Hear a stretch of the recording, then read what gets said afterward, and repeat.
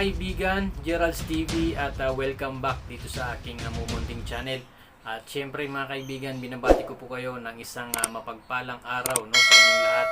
Saan mga sulok po kayo ng mundo naroroon, anuman ang iyong ginagawa no, sa mga oras na ito. Anuman ang oras ngayon dyan sa kinalalagyan mo, kung umaga, tanghali, gabi, ay lagi nyo pong tatandaan, mag-iingat po kayo palagi. So ngayong araw mga kaibigan ay magbigay lang tayo ng isang maiksing reaksyon.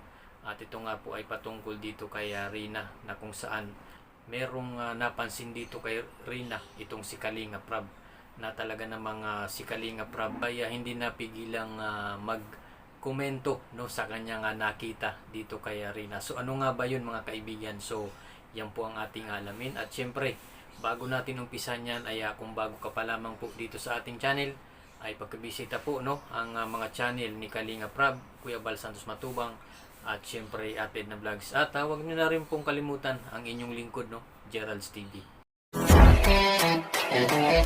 Alright, so ito na mga kaibigan, mayroon po tayong good news at siguradong marami po ang matutuwa dito sa video ito. At dahil ipapakita po natin no, mga kaibigan, kung ano po ang napansin ng ating idol na si Kalinga Prab no, dito kay Rina. At ito nga mga kaibigan ay hindi na po ito bago no, hindi na po ito bago sa atin at sa mga viewers at sa mga tumatangkilik or mga nagmamahal no dito kay Rina, dahil maging sila po ay napansin din nila ito no kay Rina noon pa no, kahit pa noon ay kapansin-pansin din talaga ito dito kay Rina. At yun nga mga kaibigan, huwag na tayong magpaligoy-ligoy pa.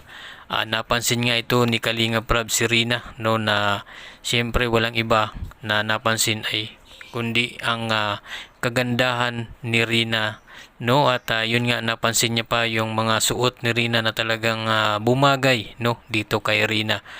At tinanong nga ito mga kalingap ni Kalinga Prab no, itong si Rina kung sino ang bumili or saan galing yung suot ni Rina nung time na yun na magkakasama sila doon sa isang restaurant no, na kung saan ay meron po silang hinihintay ng mga kasama nila.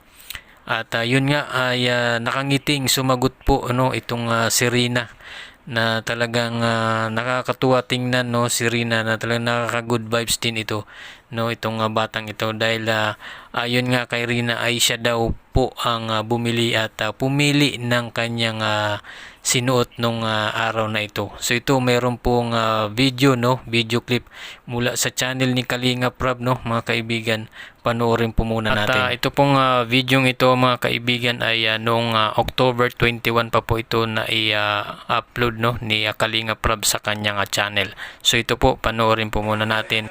So ito, kung mapapansin nyo dyan mga kaibigan sa video na yan ay yan po yung time na nagkita-kita yung mga angels no, mga Kalingap angels. At yun ay yan yung napapanood po natin ay yan po yung naghihintay po sila ng iba nilang kasama. At ngayon nga din sa video na yan ay napansin nga ano, may napansin nga si Kalinga Prab na maganda nga itong si Rina. At tinanong nga ni Kalinga Prab no, kung sino ang bumili ng mga suot ni Rina. At ayun nga no, ang sagot nga, nakakatuwa nga ang sagot ni Rina dito kay Kalinga Prab no, dahil siya daw ang bumili at pumili ng kanyang kasuotan no nung araw na yan.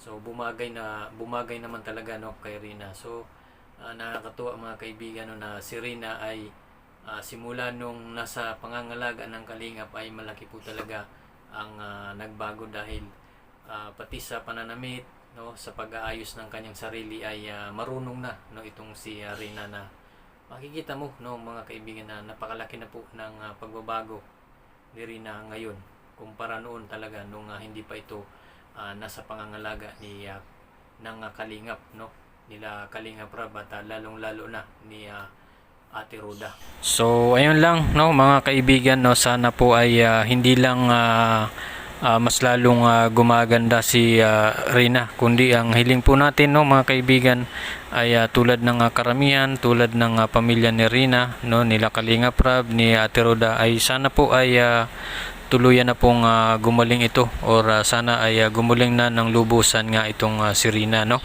So yun lamang po mga kaibigan ng ating reaction ngayon, at syempre wag po nyo pong kalimutang bisitahin, no, at suportahan ang channel ni Kalinga Prab, Kuya Bal Santos Matubang, at syempre si Ate Edna Vlogs. So yun lamang po mga kaibigan, maraming salamat sa inyong panonood. Huwag kalimutang mag-like at subscribe, at pakihit na lang ng notification bell para updated ka sa ating mga bagong i-upload ng mga videos. Salamat po, at God bless you all.